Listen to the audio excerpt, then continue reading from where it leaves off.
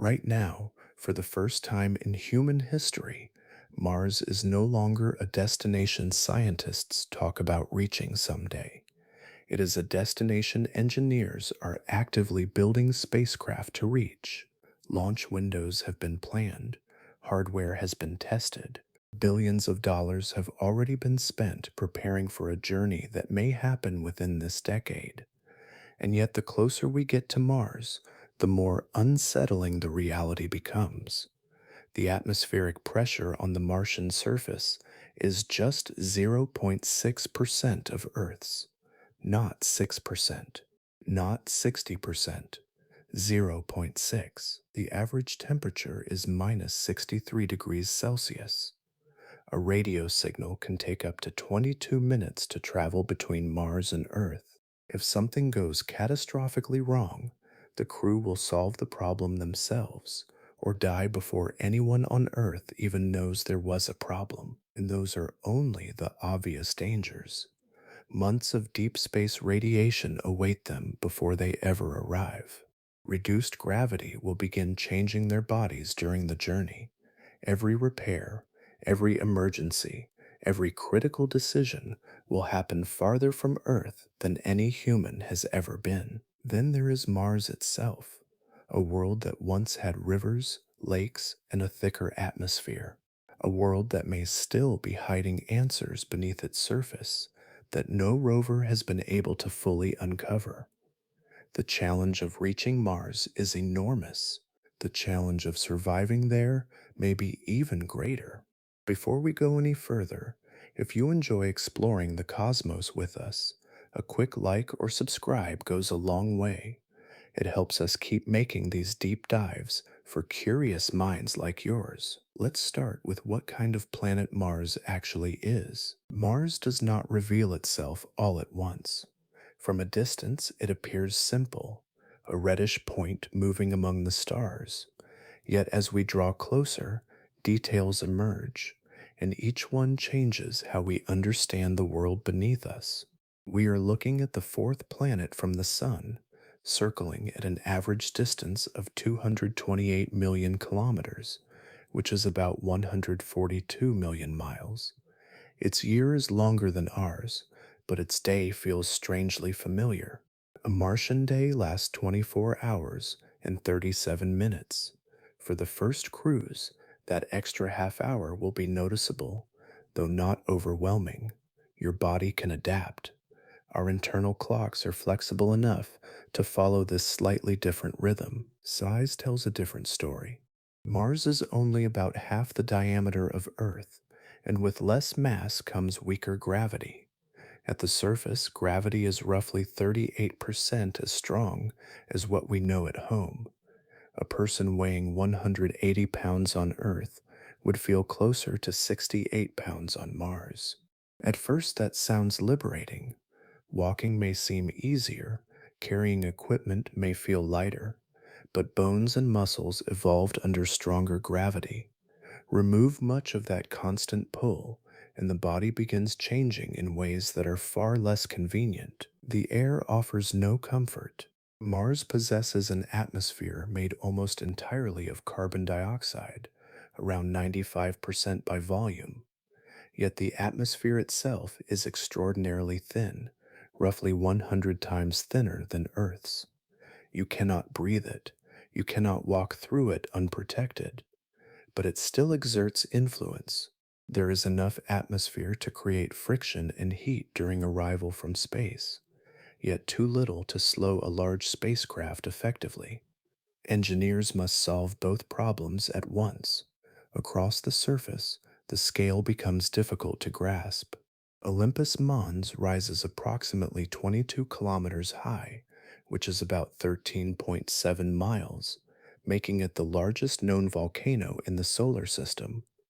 Its base spans roughly 600 kilometers, which is about 373 miles.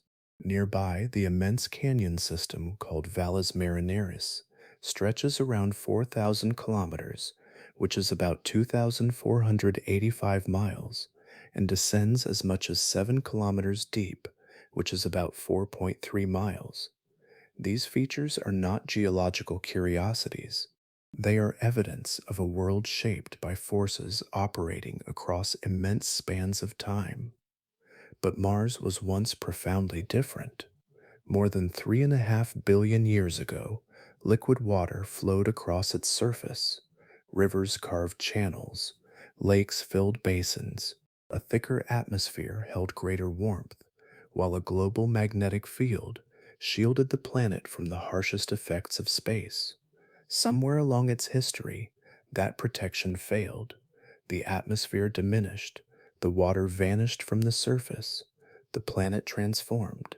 And as we stand at the edge of human arrival, understanding that transformation becomes part of understanding Mars itself, departure does not begin when Mars appears larger in the windows.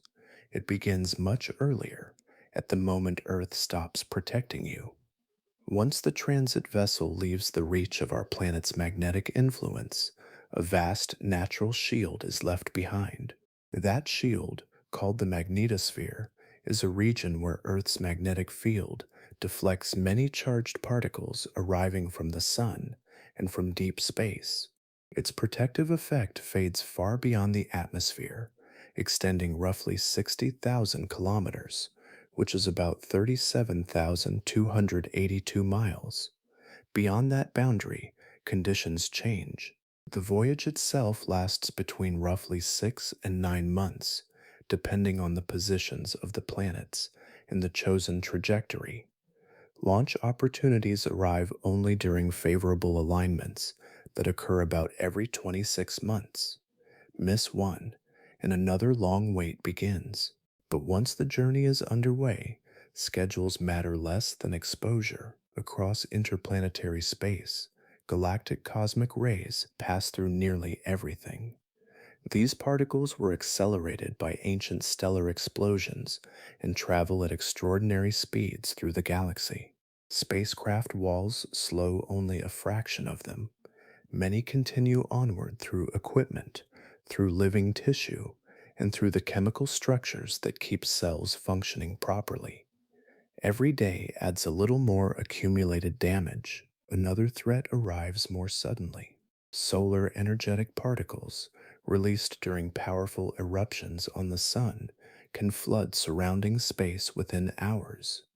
Warning systems may provide precious time, but the crew's response is straightforward. They retreat into a specially protected compartment surrounded by supplies, water reserves, and dense equipment.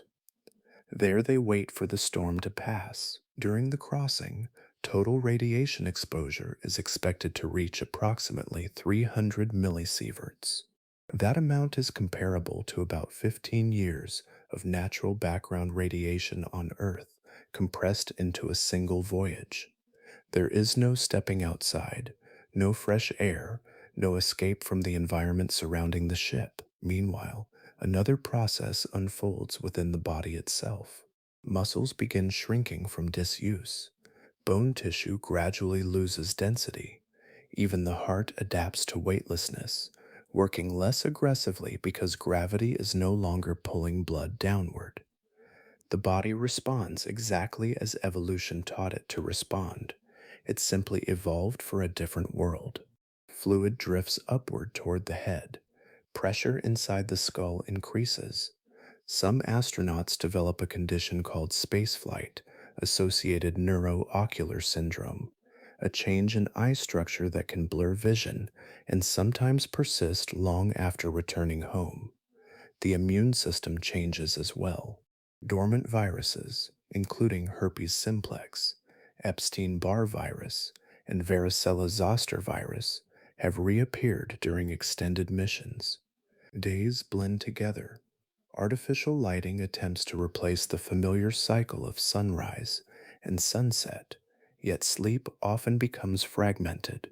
A small crew shares the same rooms, the same routines, and the same faces for months. Personal space grows precious. By the time Mars finally fills more of the sky, we arrive carrying the marks of the journey itself. The planet waiting ahead is only part of the challenge. The voyage has already begun reshaping every person on board. Imagine receiving news from another planet and already knowing it is old. Every number arriving on Earth during a Mars landing belongs to a moment that has already passed. By the time anyone reads the data, the outcome exists. The crew is either standing on the surface or they are not. This strange separation shapes the entire descent. As the spacecraft approaches Mars, it is moving at roughly 19,000 kilometers per hour, which is about 11,806 miles per hour. All of that speed must disappear before contact with the ground. The challenge comes from the atmosphere itself. Mars possesses enough air to create tremendous friction during entry, heating the vehicle to extreme temperatures. Yet there is too little air to slow a heavy spacecraft completely. The planet offers resistance and insufficiency at the same time. Engineers often call this sequence the 7 minutes of terror. The phrase survived because every stage depends upon the one before it. A protective heat shield absorbs the initial inferno. Then parachutes deploy into air that is barely substantial enough to grip them. After that, powered engines take over. Every event occurs in a precise order. Every event depends on timing, measured in fractions of seconds. But timing alone is not enough. Current Mars landings have involved robotic explorers weighing less than a single metric ton. Human missions require vehicles many times heavier. Proposed crewed landers may weigh between 20 and 40 metric tons. No spacecraft of that scale has ever completed a landing on Mars. The first crew will therefore rely on systems that have never been demonstrated under actual Martian conditions. A parachute can remove only part of the velocity.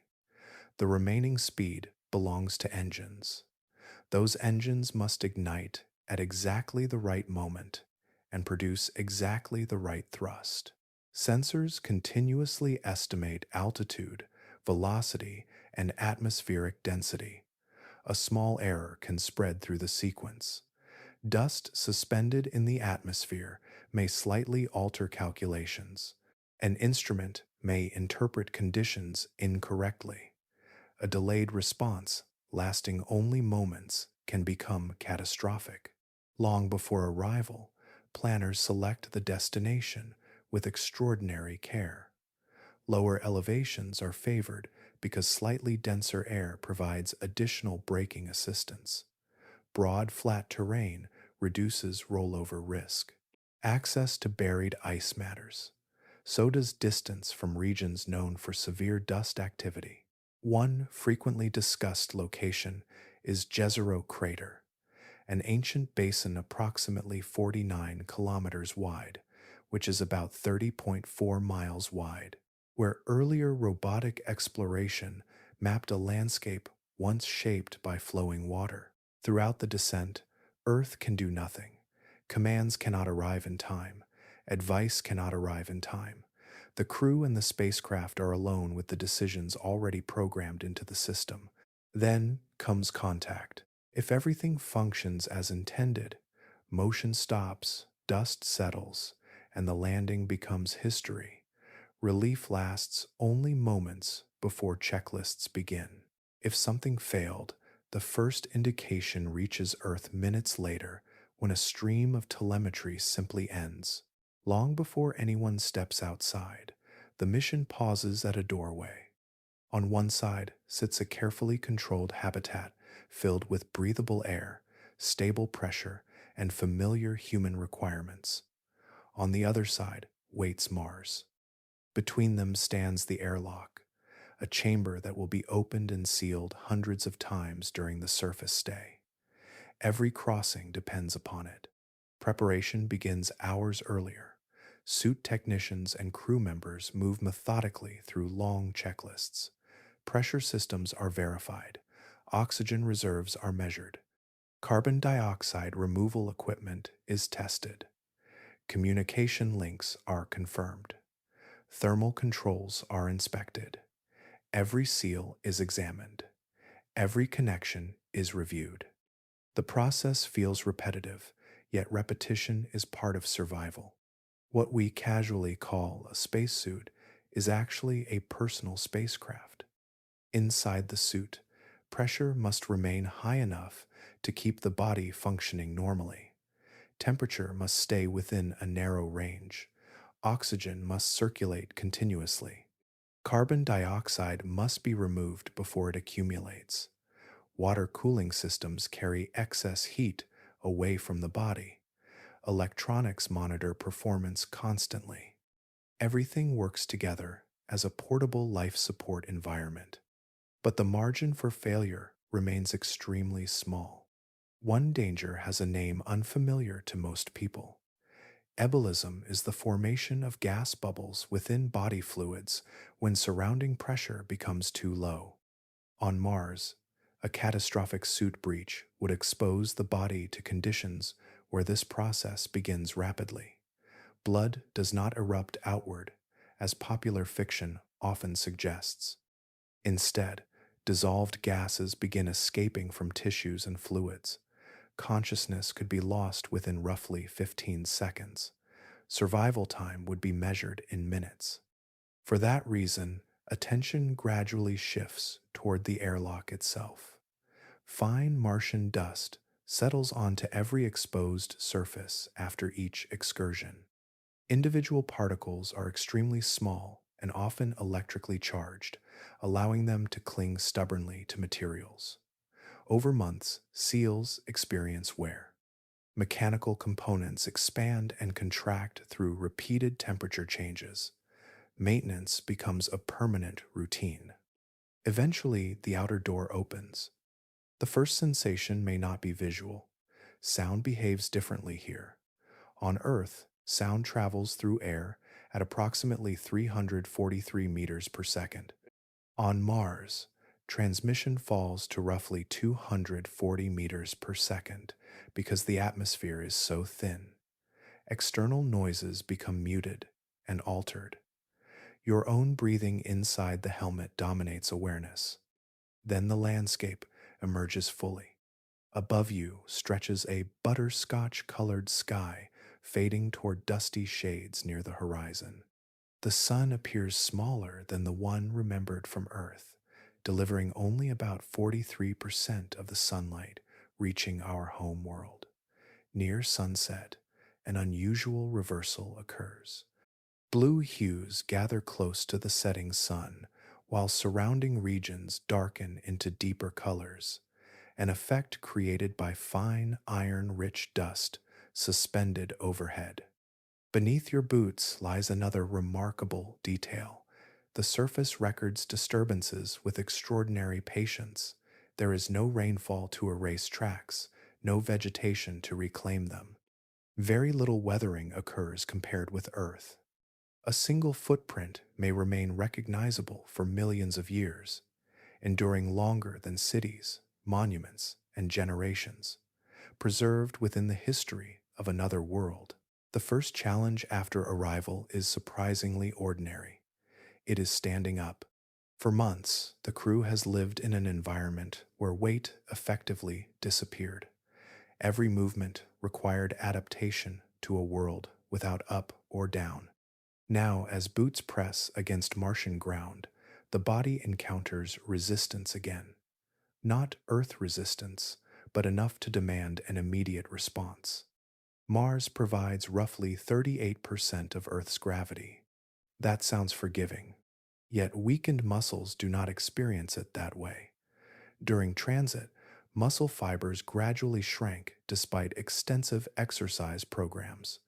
Resistance machines slowed the process, but they could not stop it completely. Now those same muscles must stabilize the body, support movement, and control balance across unfamiliar terrain while enclosed inside a pressurized suit weighing roughly 30 kilograms, which is about 66 pounds under Earth conditions. Bones face a similar adjustment. Month after month in microgravity, bone tissue surrendered minerals faster than it could replace them. Some astronauts lose between 1 and 2% of bone density each month during prolonged missions. By arrival, portions of the skeleton are less robust than when the journey began. Every step places stress on structures still adapting to renewed loading, but gravity affects more than muscles and bones. The cardiovascular system has spent months operating under altered conditions. Blood no longer pooled in the lower body. The heart no longer worked against the same gravitational pull that shapes circulation on Earth. Upon arrival, blood distribution changes again. Heart rate increases, blood pressure shifts. The body begins recalibrating systems that had settled into a completely different operating mode. Another adjustment is harder to measure. Scientists call it proprioception, the body's internal awareness of position and movement. It is the sense that allows you to touch your nose with closed eyes or walk across a room without constantly checking where your feet are. During transit, that system adapted to weightlessness. On Mars, it must learn new rules. The result can feel strange. Distances appear unfamiliar, movements seem slightly mistimed, balance becomes less reliable than expected. Even visual judgment requires adaptation because the landscape offers few familiar objects for scale. A nearby ridge may appear closer than it truly is. A shallow slope may look steeper. The brain spends days rebuilding confidence in its own interpretations. Researchers believe adaptation eventually occurs. The body is remarkably flexible. Over weeks, muscles strengthen, circulation stabilizes, and movement becomes more efficient. Yet no human being has ever spent years in Martian gravity. There is no long-term medical record waiting to reassure us. Caution, therefore, becomes part of every excursion. A simple fall carries consequences. Damaged suit components can threaten future operations. Injuries heal more slowly when medical resources are limited. A fractured wrist or ankle early in the mission could reshape months of planned work. Daily exercise continues for the entire stay. It is treated as medicine rather than recreation. Hours of walking, lifting equipment, collecting samples, and working outdoors add further strain. When the first crew member finally returns from a full surface excursion, fatigue arrives in layers, accumulated from months of adaptation and a world that constantly asks the body to relearn itself. Some dangers announce themselves immediately. A dust storm can be seen. Equipment failures trigger alarms. Physical injuries reveal themselves through pain. Radiation behaves differently. It arrives continuously, whether anyone notices it or not. Back on Earth, life exists beneath layers of protection accumulated over billions of years. A magnetic field surrounds the planet, diverting many charged particles before they reach the surface. Above that sits a deep atmosphere that absorbs much of what remains. Together, these shields reduce exposure to levels most living things can tolerate. Mars lost those advantages long ago. Around 4.1 billion years in the past, the planet's molten interior cooled enough to weaken the global magnetic field that once surrounded it. That magnetic field had been generated by moving liquid metal deep within the planet. As internal activity declined, the field faded. Without that protection, charged particles flowing outward from the sun began eroding the atmosphere over immense stretches of time. The world that remained became far more exposed. Today, every surface expedition takes place beneath that legacy. Radiation levels on Mars are estimated to be roughly 20 to 30 times higher than average conditions at Earth's surface.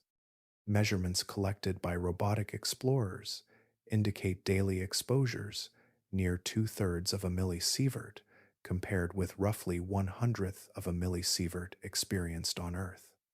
The difference accumulates steadily, day after day, month after month. By the end of a complete mission, including transit and surface operations, Total exposure may approach approximately 1 sievert. For many astronauts, that amount corresponds closely to an entire professional career radiation allowance. One journey consumes nearly all of it. But long term exposure is only part of the concern. Occasionally, the sun releases immense bursts of energetic particles during powerful eruptions. These events can travel across interplanetary space with remarkable speed. On Mars, there is little overhead protection to reduce their impact. When monitoring systems detect incoming activity, normal work stops. Crews move into specially protected shelters, reinforced with additional shielding materials and covered by layers of Martian soil. Sometimes they may remain there for days. The effects scientists worry about extend beyond increased cancer risk. Brain tissue appears especially vulnerable. Neurons, the specialized cells responsible for thought, memory, and communication within the nervous system, do not regenerate efficiently after damage. Laboratory studies exposing animals to radiation levels similar to those expected during a Mars mission produced measurable changes in learning, memory retention, and problem solving ability. Some effects persisted long after exposure ended. Researchers continue searching for solutions. Better shielding concepts are being tested. Medical countermeasures are under investigation. Yet every proposal encounters limitations involving mass, complexity, or effectiveness against the most energetic particles. For now, there is no complete answer. The habitat can reduce exposure, procedures can manage risk, technology can improve margins.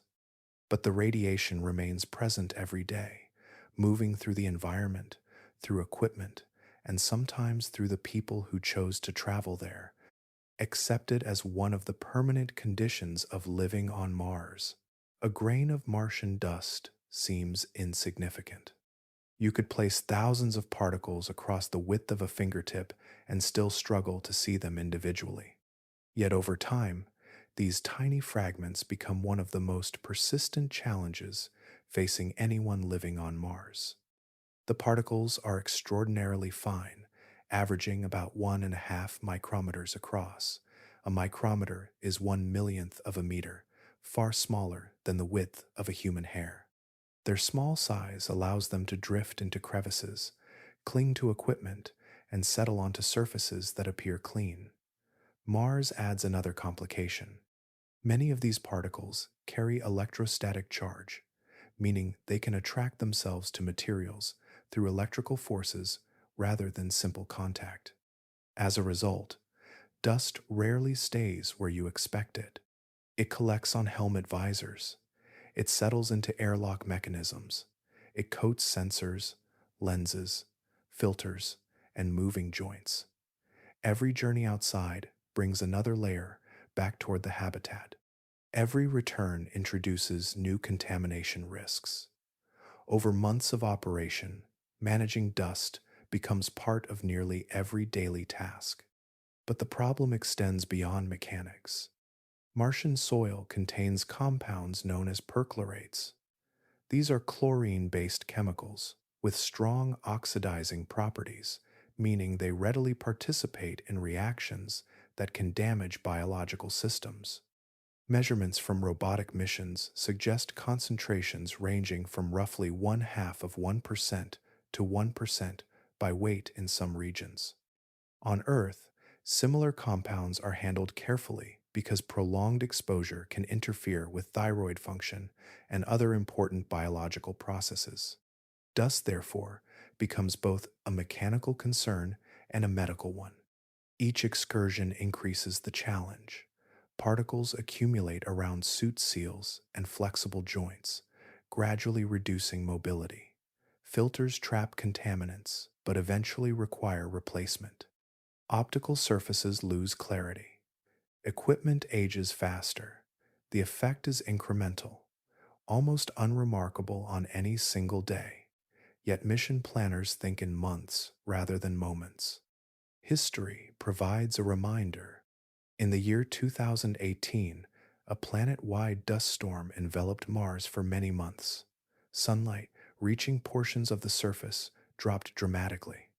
One casualty was the Opportunity rover, which depended on solar panels for power generation. As dust blocked incoming light, available energy declined until the rover could no longer maintain essential systems. A similar storm during a human mission would reshape daily life.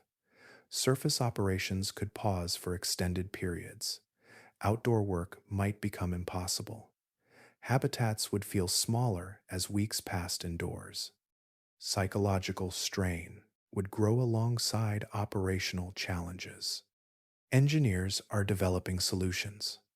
One promising approach uses electric fields to push charged particles away from sensitive surfaces. Early experiments have produced encouraging results.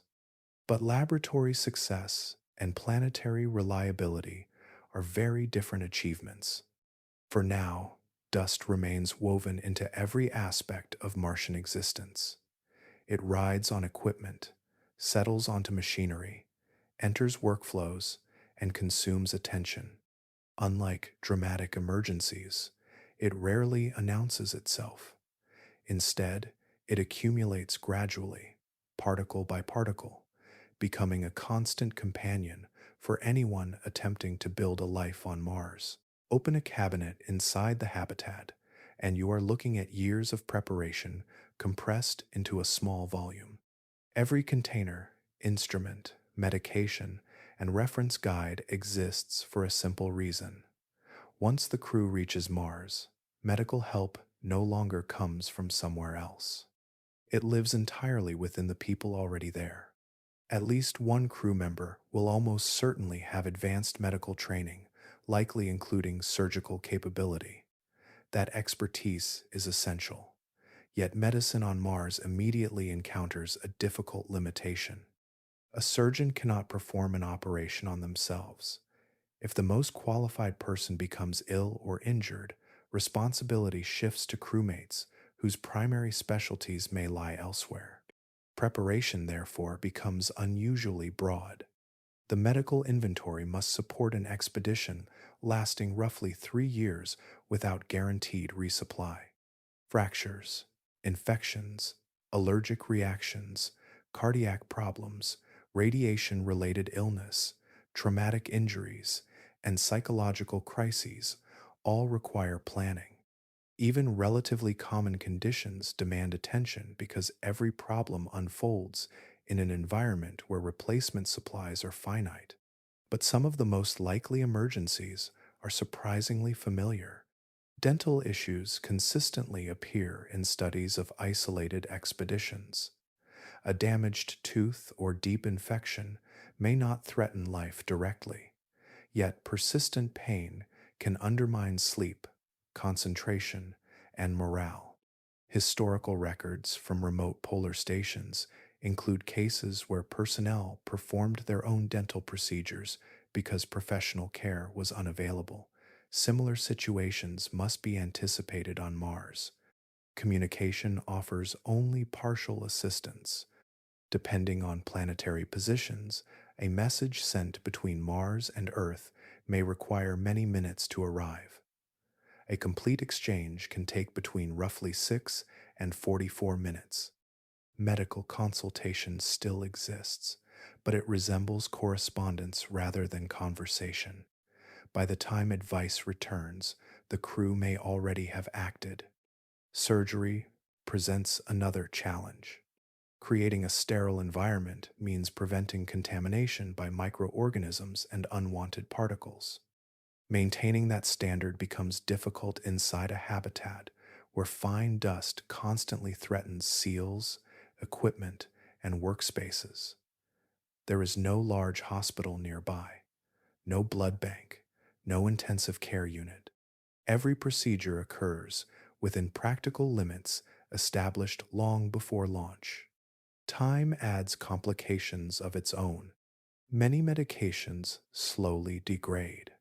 Radiation exposure and long storage periods can reduce effectiveness. A treatment packed in excellent condition at departure may perform differently years later. Monitoring pharmaceutical quality becomes another routine responsibility. Yet, mission planners often identify a different category of risk as equally important. Mental health concerns remain among the most probable medical events of long duration exploration. Depression, severe anxiety, emotional exhaustion, and other psychological difficulties can emerge gradually. For this reason, crews train extensively in conflict resolution, emotional support, and crisis response. They learn how to care for one another as much as themselves. Throughout the mission, one reality remains unchanged. There is no evacuation aircraft waiting nearby. There is no specialist available within reach. Every diagnosis, every intervention, and every difficult decision ultimately rests with the small group already living there. In the broadest sense, the crew becomes both patient and caregiver, carrying the entire medical system with them across another world. A sealed sample tube sits on a shelf, no larger than an ordinary piece of equipment, yet what rests inside may carry one of the oldest unanswered questions humanity has ever asked. Are we alone? Mars has a long history of raising that possibility and refusing to settle it.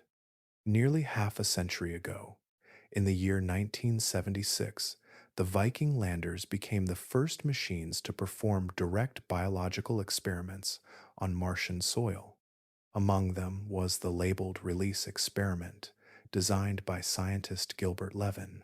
Nutrients were introduced into soil samples, and the response resembled what some researchers would expect from living microorganisms. The result sparked debate immediately. Most scientists eventually concluded that unusual chemistry in the soil provided a more likely explanation. Decades later, the discovery of perchlorates strengthened that interpretation. Yet Levin remained convinced, for the rest of his life, that Viking may have detected evidence of living organisms. When he died in the year 2021, the disagreement remained unresolved. But Mars continued offering hints. The Curiosity rover detected methane in the atmosphere, a gas that should disappear relatively quickly under constant ultraviolet radiation. On Earth, most atmospheric methane is produced by living systems. Mars lacks forests, wetlands, and animal life as far as we know, making the source difficult to explain. In the year 2019, Curiosity recorded the largest methane spike ever observed on the planet, reaching 21 parts per billion. Scientists still do not know where it came from. Another puzzle emerged near the southern pole. Using a radar instrument aboard the Mars Express spacecraft, researchers reported evidence in the year 2018 for a reflective region buried beneath approximately 1.5 kilometers, which is about zero point 0.9 miles of ice. The feature stretches roughly 20 kilometers across, which is about 12.4 miles. Some scientists interpret the signal as a body of liquid enriched with salts. Others argue that unusual clay deposits could create a similar radar signature. The discussion remains active. Meanwhile, exploration moved toward places where ancient life may have left physical traces. Inside Jezero Crater, an ancient lake basin formed billions of years ago, the Perseverance rover drilled and sealed rock cores inside titanium containers. 23 samples have been collected from sediments deposited when water once flowed through the region. Those rocks preserve a record of environmental conditions that existed long before humans appeared anywhere. You can imagine the significance of holding one of them, but investigation introduces another challenge. Contamination works in both directions. Microorganisms carried from Earth could alter Martian samples and permanently complicate their interpretation. For that reason, planetary protection protocols govern how materials are handled, stored, and examined. Everything ultimately returns to a single possibility. If future analysis reveals even one fossilized microbial cell, the consequences extend far beyond Mars. Life would no longer appear as a singular event confined to one world. Instead, it would suggest that when the right conditions emerge, the universe may possess a remarkable tendency to become alive. A door closes behind you, and for the next 18 months, nearly everything that keeps you alive exists on one side of that barrier. The habitat is more than a residence, it is a continuously operating life support machine. Walls, pumps, filters, tanks, cables, and computers work together every second, maintaining conditions that Earth provides naturally and Mars does not provide at all.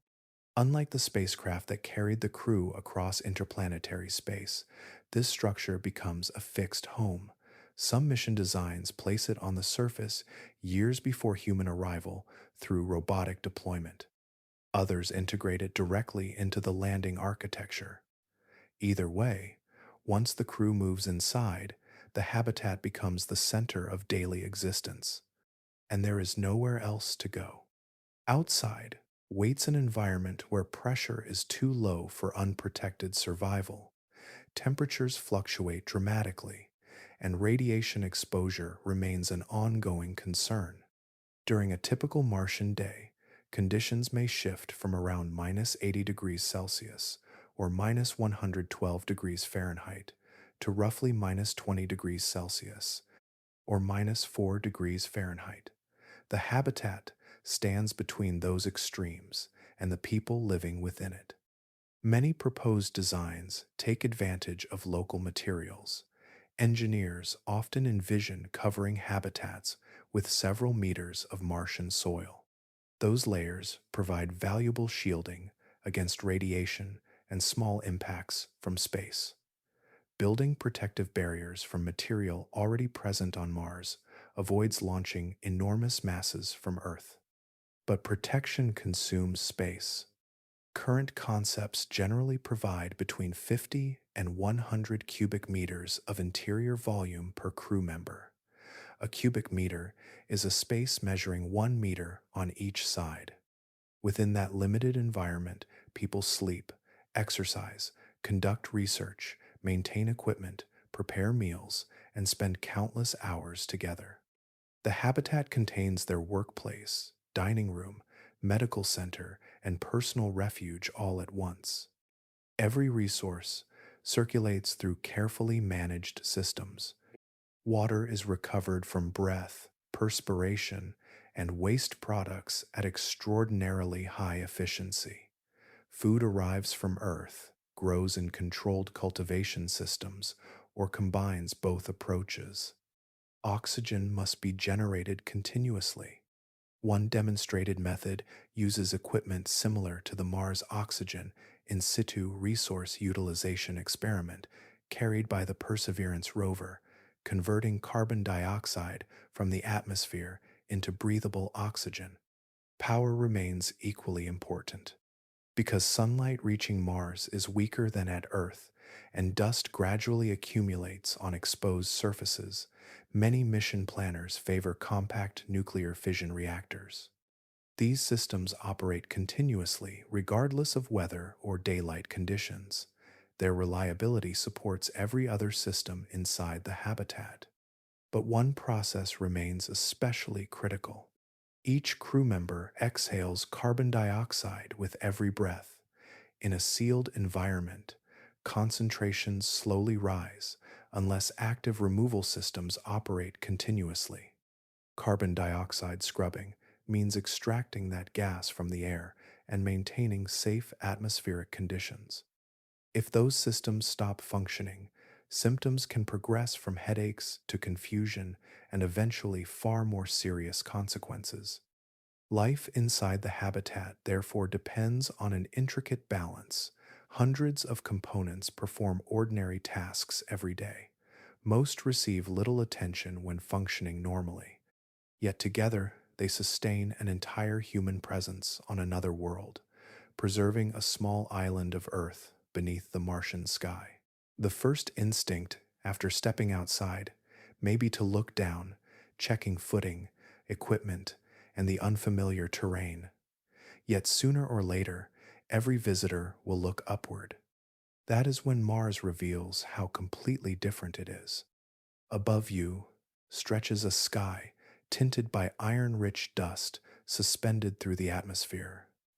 During daylight hours, it carries shades of pale, amber, muted pink, and butterscotch rather than the blue familiar on Earth. The effect comes from tiny particles scattering sunlight in unusual ways as it passes through the thin air. Even after months on the surface, the color remains a constant reminder that this world follows different rules. The changes become even more striking near sunset. On Earth, warm colors gather along the horizon while blue retreats overhead. Mars reverses the pattern. As daylight fades, the horizon briefly develops a faint bluish glow while the rest of the sky darkens around it. The phenomenon emerges from the way suspended dust redirects different wavelengths of light. It is one of the few sunsets in the solar system that behaves this way. The sun itself appears altered. From Mars, it occupies noticeably less space in the sky and provides only about 43% of the sunlight received by Earth. It remains bright enough to demand protection for human eyes. But its diminished appearance creates a subtle visual cue repeated every clear day. Home is far away. Then there are the moons. Phobos, the larger of the two, measures approximately 22.2 kilometers across, which is about 13.8 miles. Unlike Earth's moon, it is not a nearly perfect sphere. Its shape is irregular, scarred, and dominated by a giant impact crater known as Stickney. Because Phobos orbits only 5,989 kilometers above Mars, which is about 3,722 miles, it appears unusually fast. It rises in the west, travels across the sky in roughly 4 hours, and sets in the east. The journey repeats twice during a single Martian day. But Phobos is following a temporary path. Gravitational forces slowly pull it inward. Measurements indicate it loses about 1.8 centimeters of altitude each year. Tens of millions of years from now, it may crash into Mars or break apart before reaching the surface, forming a ring around the planet. Far beyond it drifts Deimos, only about 12.4 kilometers wide, which is about 7.7 miles. Deimos moves so gradually that it resembles a wandering star more than a moon. Nights pass before its motion becomes obvious. Some phenomena remain hidden altogether. Mars experiences auroras generated by remnants of ancient magnetic regions preserved within parts of the crust. These displays occur in ultraviolet wavelengths beyond normal human vision. Instruments detect them. Human eyes do not. And then there is one final point of light. Against the darkness, Earth appears as a bright blue-white star. You could raise a gloved hand and indicate its position. Every ocean, every city, every conversation, every memory shared by the crew exists on that distant light, shining across the gulf between worlds. A message leaves Mars, carrying a human voice across interplanetary space. Nothing interrupts it. Nothing slows it.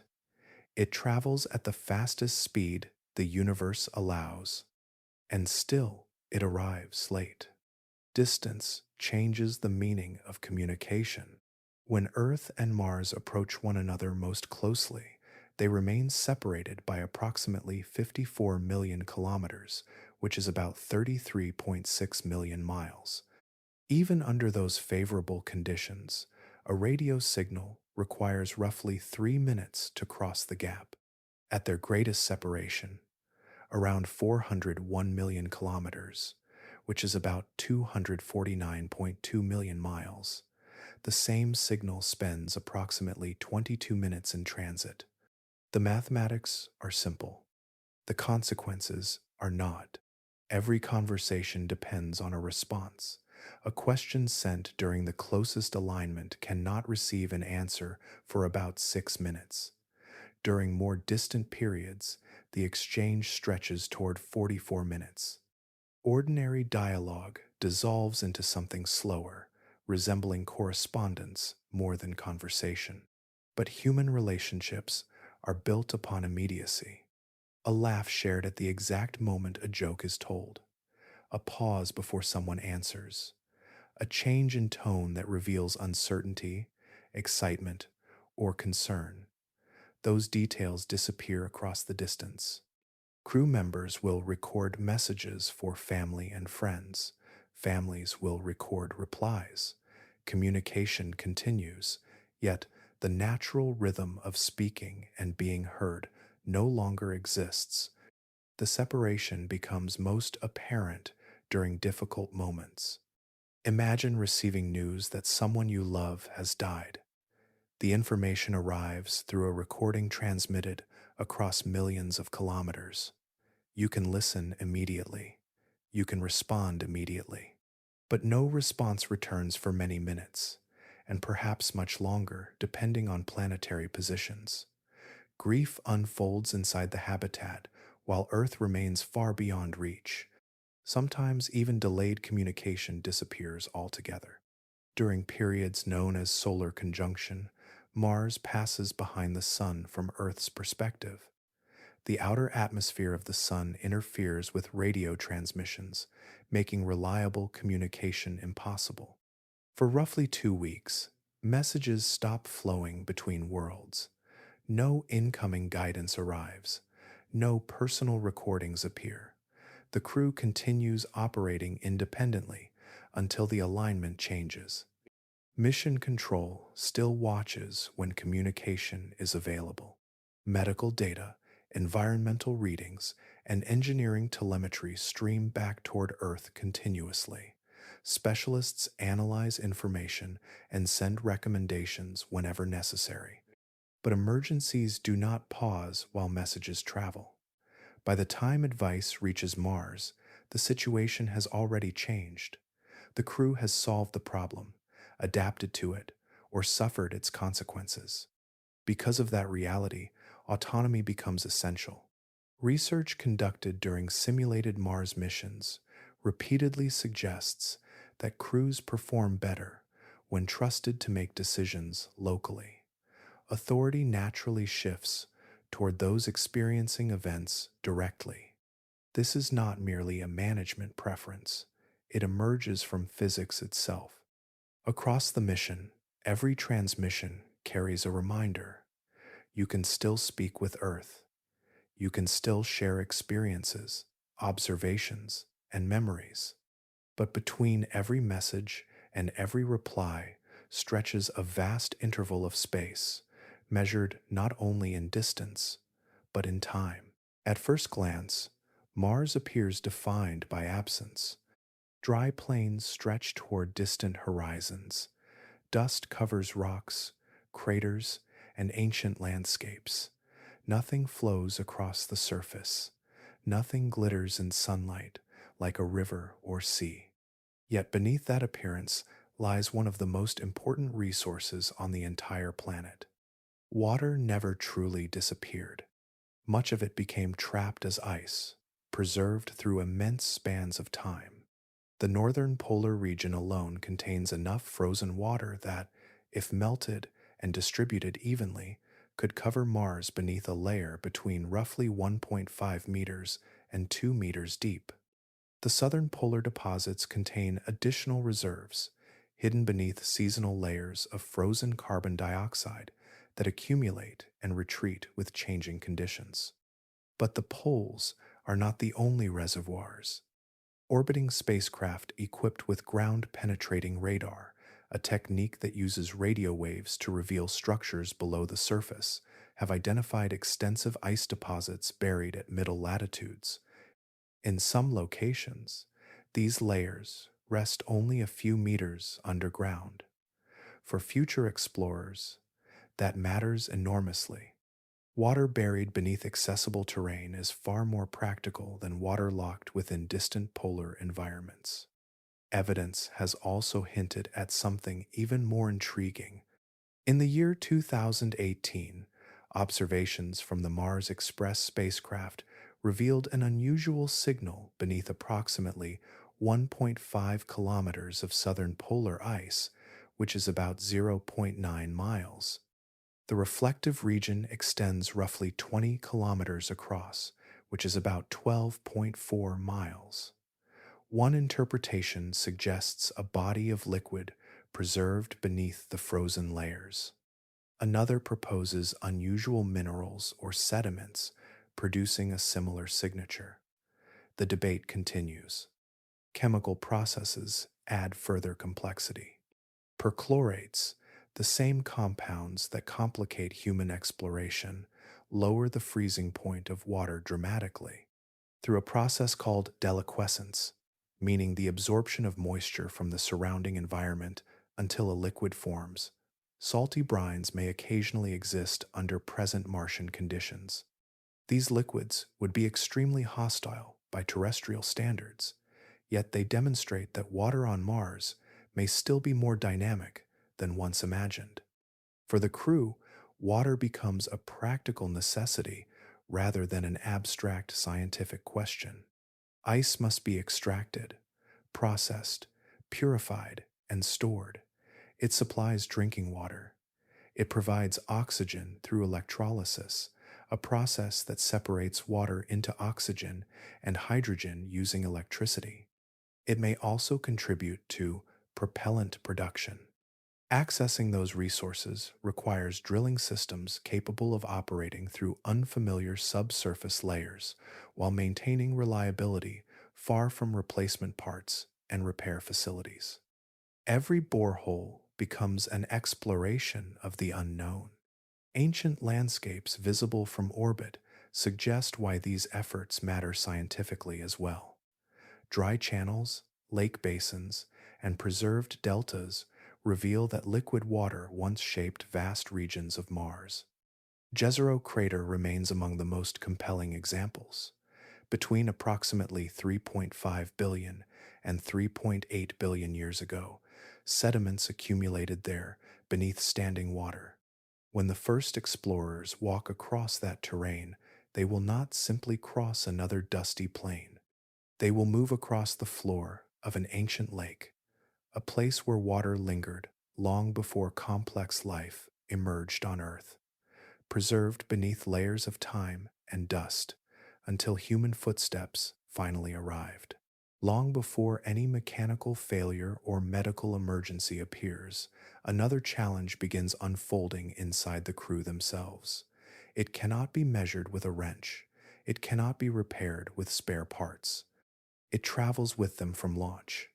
Distance changes the human mind.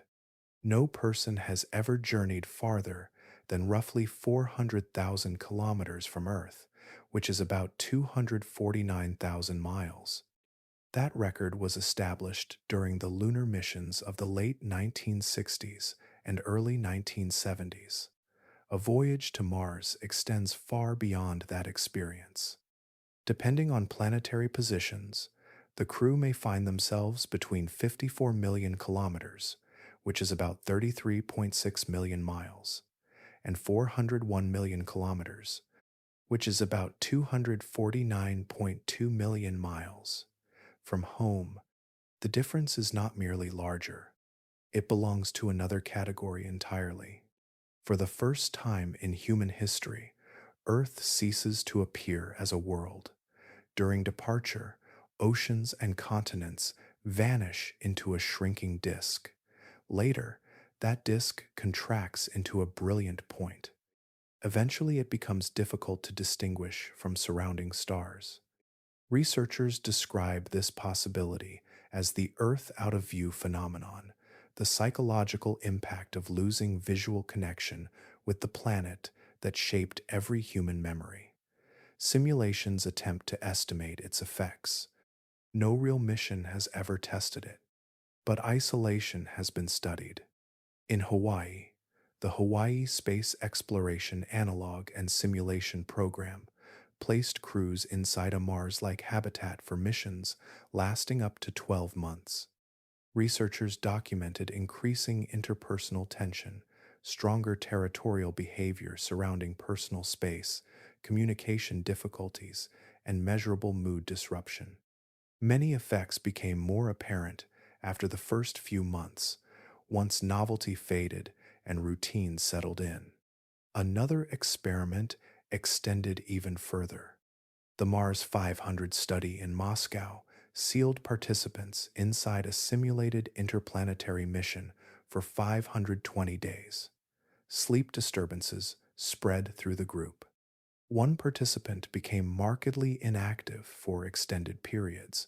Communication gradually declined. As months accumulated, social patterns changed in ways researchers had not fully anticipated. Yet every simulation contains an escape hatch. Participants know the walls can eventually open.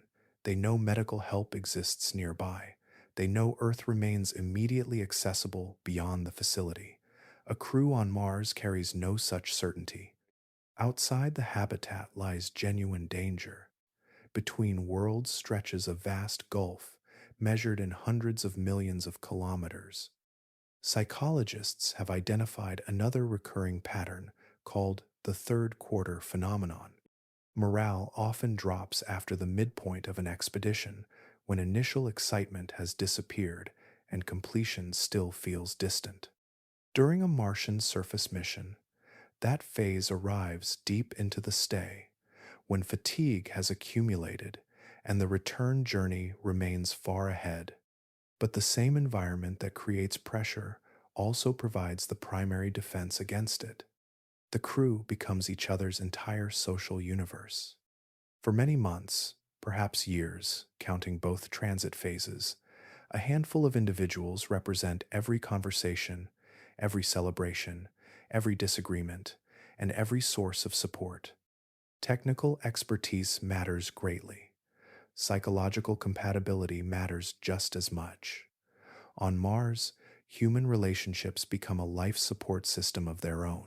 Each meal on Mars begins long before anyone takes a bite. It begins with calculations, cargo manifests, launch windows, storage volumes, and mass budgets. Before a single seed sprouts or a single package is opened, the mathematics have already shaped what is possible. Survival is measured in kilograms. A crew of 4 requires roughly 1.8 kilograms of food per person each day. Over an 18-month surface mission, that amounts to approximately 3,900 kilograms of food before accounting for the long journeys between planets. Every kilogram launched from Earth carries an enormous cost. Depending on mission architecture, transporting a single kilogram to Mars may require expenditures measured in tens of thousands of dollars. Food, therefore, becomes more than nourishment. It becomes a defining engineering constraint. But stored supplies alone create their own problems. Packaged meals occupy volume, degrade over time, and limit dietary variety. For that reason, many mission designs include small agricultural systems within the habitat. Under artificial lighting, powered by a nuclear fission reactor, crops such as lettuce, spinach, radishes, and compact varieties of wheat may provide supplemental nutrition throughout the stay. The greenhouse serves several purposes at once. Fresh food improves diet quality. Living plants contribute to atmospheric management. Tending crops also introduces routine and responsibility distinct from maintenance schedules and scientific work. A tray of growing leaves becomes more valuable than its mass might suggest. Yet, Martian soil cannot simply be scooped into a planter. The regolith contains perchlorates, chemically reactive compounds harmful to human health. Before crops can grow safely, these substances must be reduced or removed through processing methods that consume time, equipment, and water. The challenge is manageable, but every additional step draws resources from a tightly balanced system. Water itself follows a similar logic.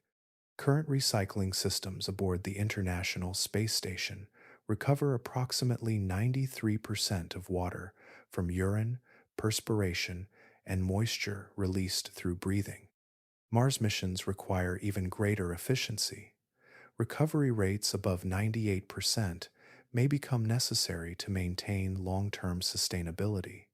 A difference of only a few percentage points determines how much ice must be extracted from beneath the surface. Small numbers matter greatly. A modest loss repeated every day becomes substantial across many months. Mission planners examine every liter, every calorie, and every reserve with extraordinary attention because shortages accumulate gradually before becoming visible. Human metabolism introduces another uncertainty. Physical labor increases energy requirements. Psychological stress often alters appetite. Environmental conditions influence how many calories people consume. A crew may require more food than projections initially suggest, creating deficits that grow over time if not carefully managed. But nourishment extends beyond biology. Studies from polar research stations consistently identify dietary monotony as a significant contributor to declining morale. Flavor, texture, aroma, and variety provide structure to daily life. Shared meals become recurring social anchors within an isolated environment. On Mars, a favorite recipe may carry unexpected importance. The menu is not merely designed to sustain the body. It is designed to help sustain the people living inside the habitat, one carefully measured meal at a time.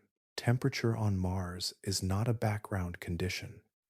It is an active force, shaping every decision, every machine, and every hour spent beyond the habitat walls. Even the warmest days remain cold. The average surface temperature across the planet is approximately minus 60 degrees Celsius or minus 76 degrees Fahrenheit. Near the equator during summer afternoons, conditions may briefly rise to around minus 20 degrees Celsius or minus 4 degrees Fahrenheit. But after sunset, the decline begins. At middle latitudes, nighttime temperatures commonly reach minus 80 degrees Celsius or minus 112 degrees Fahrenheit. Near the winter poles, readings can fall to approximately minus 125 degrees Celsius or minus 193 degrees Fahrenheit. Nothing escapes those conditions. Metal components contract as temperatures fall.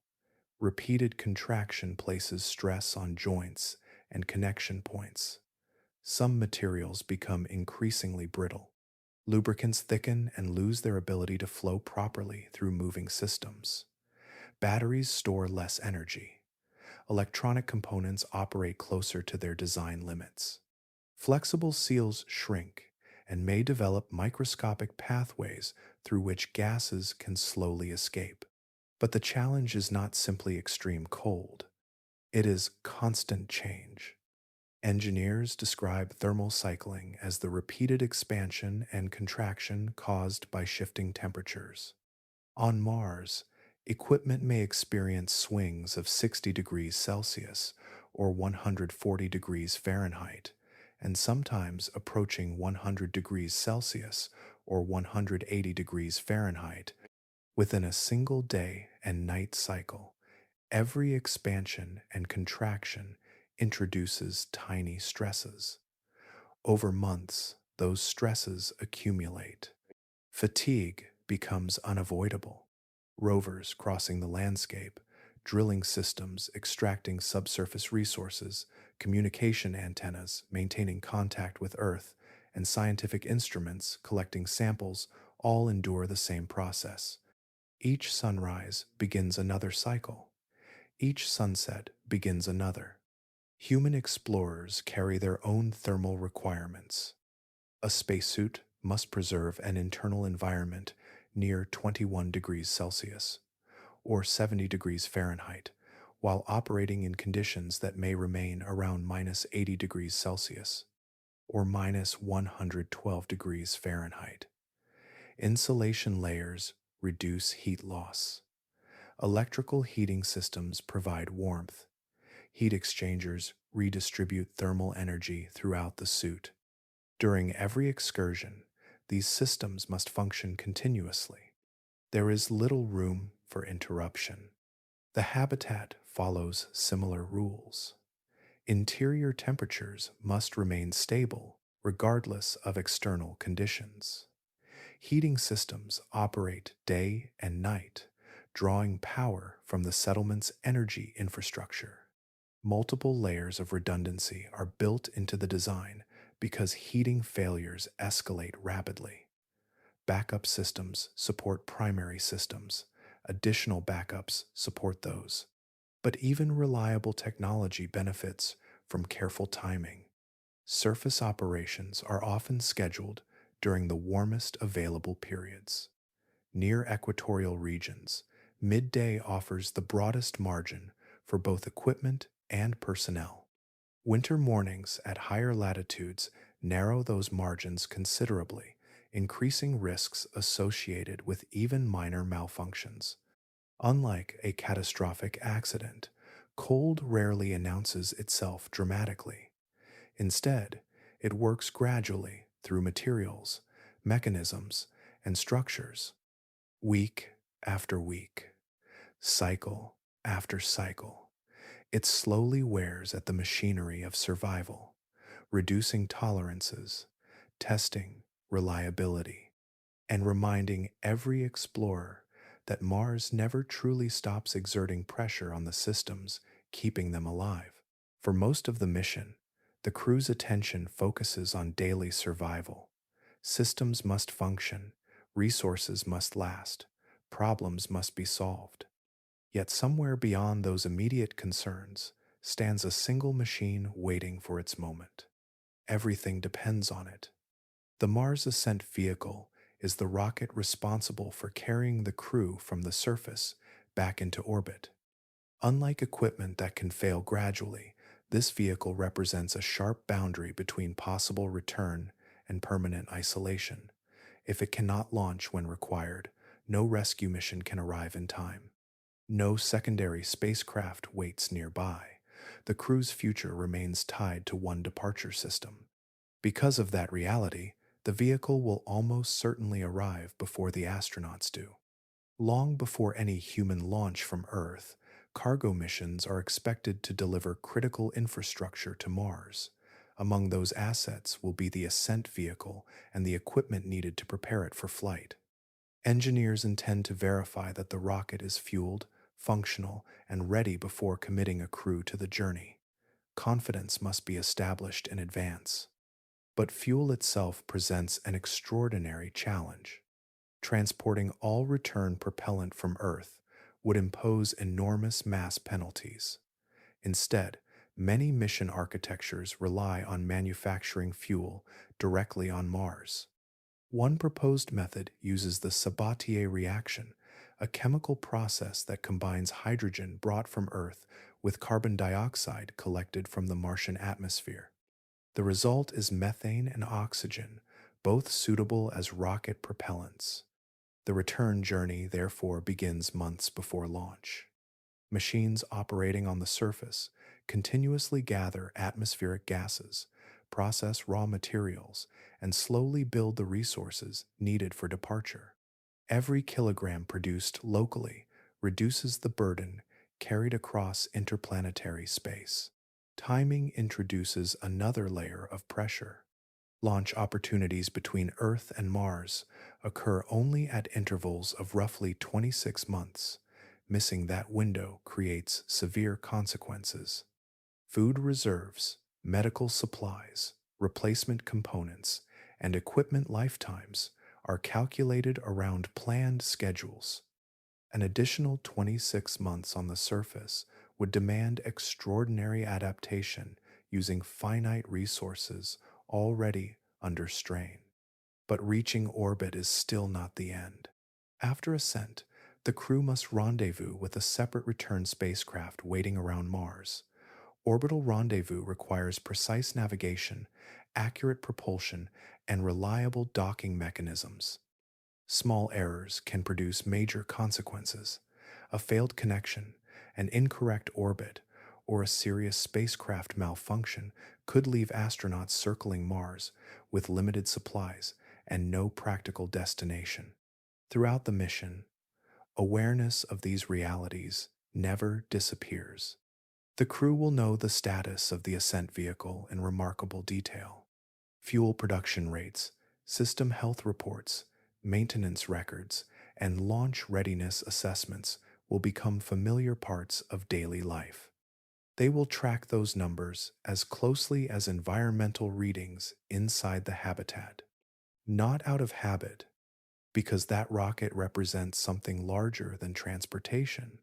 It is the pathway home, the culmination of years of preparation, and the one machine whose success must remain possible until the very last day on Mars. Home does not arrive the moment the ascent vehicle leaves Mars. Long after the planet has shrunk behind them, another journey still remains. Months of travel remain ahead. The return transit is expected to last between roughly 6 and 9 months. By the time the spacecraft reaches Earth, the mission will have consumed approximately 2.5 to 3 years. During that span, the crew will have experienced a sequence of physical environments no human body evolved to handle. First came prolonged weightlessness during the outbound voyage, then partial Martian gravity.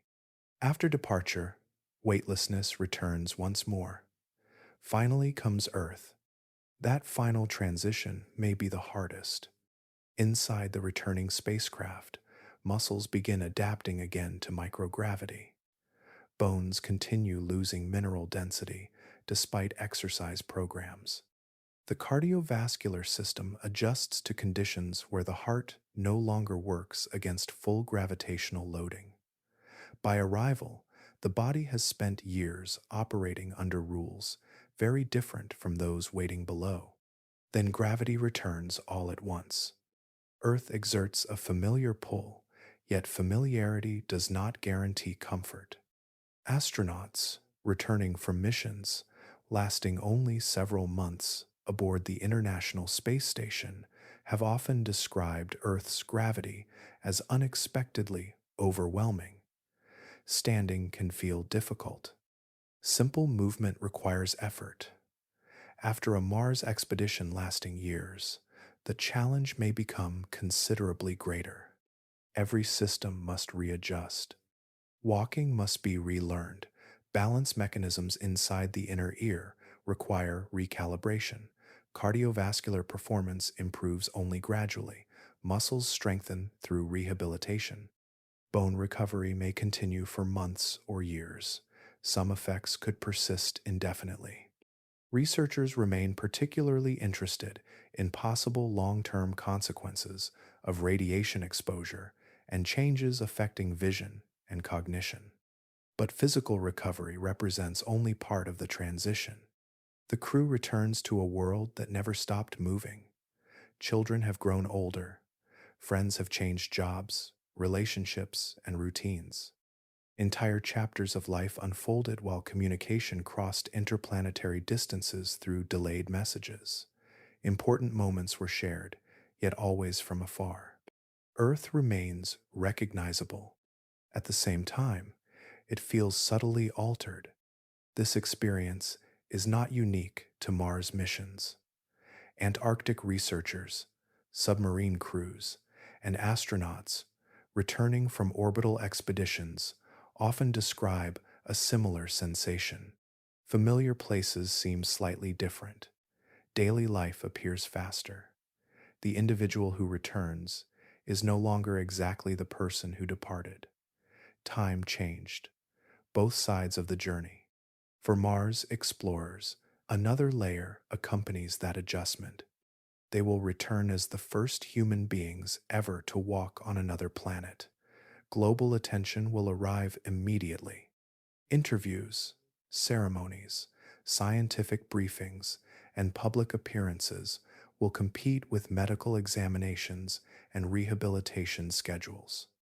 History will place demands upon them at the exact moment they are attempting to rediscover ordinary life. But perhaps the strangest realization comes later. After years spent measuring survival through oxygen reserves, launch windows, equipment status, and interplanetary distance, the crew finds themselves surrounded once again by oceans, weather, forests, cities, and billions of people. The world they fought so hard to reach has become their everyday environment once more, familiar beyond measure, yet viewed through eyes permanently changed by the long road home. Some experiences change what you know, others change the framework through which knowledge itself is understood. Spaceflight has occasionally produced the second kind. Astronauts have a name for it. The overview effect describes a profound shift in perception reported by many people who have viewed Earth from space. From a few hundred kilometers above the surface, which is about 249 miles, political borders disappear. Nations vanish. The atmosphere appears astonishingly thin. Earth reveals itself as a single, interconnected system suspended within darkness. For many astronauts, the realization remains permanent. Researchers have studied the phenomenon for decades. Participants frequently describe altered priorities, stronger feelings of human interconnectedness, and a greater awareness of planetary fragility. What changes is not merely what they see, it is how they interpret humanity's place within a much larger context. One of the most famous descriptions came from Edgar Mitchell following the Apollo 14 mission. Looking back toward Earth during the return from the moon, he spoke of an overwhelming perception of connection, a sudden sense that familiar divisions appeared insignificant when viewed against the scale of the cosmos. But Mars introduces an entirely different perspective. From low Earth orbit, our planet remains unmistakably a world. From the moon, it still appears as a brilliant disk hanging in space. From Mars, especially when the planets occupy opposite sides of the Sun, Earth can be separated by roughly 140 million kilometers, which is about 87 million miles, or much more, depending on orbital positions. At that distance, Earth stops looking like a planet. It becomes a point. On a clear Martian night, explorers will be able to identify it with the unaided eye. It will appear as a bright blue-white star drifting gradually against the background sky. Without prior knowledge of its location, it might not attract special attention. Countless other stars will surround it. Yet that point contains everything familiar. Every language ever spoken, every scientific discovery, every city, village, and coastline, every celebration, argument, friendship, and farewell. The entirety of recorded history unfolds on a light so small it can disappear behind a fingertip held at arm's length. The astronomer Carl Sagan explored a similar idea in his famous pale blue dot reflection during the 1990s, inspired by a photograph captured from approximately 6 billion kilometers away, which is about 3.7 billion miles. He transformed an image into a meditation on perspective. Mars explorers will encounter that perspective directly, not once, every day. Psychologists attempting to anticipate the impact of this experience often avoid describing it as a stronger version of the overview effect. Instead, some use the phrase categorical shift. The distinction matters. Earth is no longer visually present as a place. it becomes an idea represented by a distant light. And perhaps that changes something fundamental. When you can no longer see Earth as a world, yet still know everything you value exists there, distance acquires a different meaning. The universe grows larger, humanity grows smaller. Yet the significance of that tiny point of light may feel greater than ever before. Imagine standing beside the remnants of an ancient shoreline, looking across a barren landscape, while knowing that water once stretched to the horizon. The rocks beneath your boots tell a story so old that even complex life on Earth had not yet appeared when it began. Mars was once a very different world. Around 4 billion years ago, conditions on the planet may have supported environments that modern scientists would recognize as habitable. Liquid water moved across the surface, rivers carved channels, lakes collected in vast basins. A thicker atmosphere provided greater pressure and trapped more heat. Deep underground, volcanic activity likely powered hydrothermal systems where water and rock interacted, generating chemical energy. Many of the ingredients were present. This picture does not emerge from imagination. It comes from evidence preserved across the Martian surface. Jezero Crater, explored by the Perseverance rover, contains a fossilized river delta whose shape remains visible from orbit. Sediment carried by flowing water accumulated there layer upon layer, recording environmental conditions that existed billions of years ago. Those layers still speak. Scientists examining Martian minerals have identified compounds that form in the presence of long-standing liquid water. Some rocks preserve evidence of water with a relatively neutral chemistry, conditions considered favorable for complex chemical processes. Organic compounds have also been detected.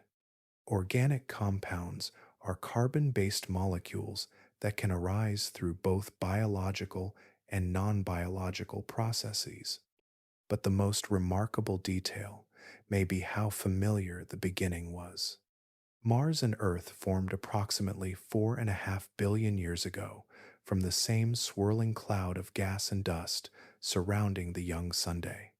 Both worlds accumulated similar raw materials. Both experienced volcanic activity. Both possessed water. For a time, their paths appear surprisingly close. Then they diverged. Mars is significantly smaller than Earth. Smaller planets lose internal heat more rapidly because they contain less energy to sustain long-term geological activity. As Mars cooled, changes occurred deep within its interior. The planetary dynamo, a process driven by the movement of molten metal that generates a magnetic field, gradually weakened and eventually ceased. The consequences unfolded slowly. Without a global magnetic field, the atmosphere became increasingly vulnerable to the solar wind, a continuous stream of charged particles flowing outward from the Sunday. Over immense spans of time, atmospheric gases escaped into space. Pressure declined, temperatures fell, conditions supporting stable liquid water at the surface became increasingly rare. Rivers vanished. Lakes disappeared. Water retreated underground as ice or escaped through atmospheric loss. A transformation that may have taken roughly 500 million years gradually reshaped an active world into the cold desert we recognize today. But Mars remains an extraordinary archive. Unlike Earth, where tectonic activity and erosion continually recycle the surface, vast regions of Mars preserve ancient environments with remarkable clarity. When future explorers examine those rocks directly, they will not simply be studying another planet. They will be reading one of the solar system's most complete records of how a potentially habitable world changed, endured, and ultimately became something else. Unlike most questions surrounding Mars, this one is not about survival. It is about intention. Once humanity learns how to live on another world, a deeper choice emerges.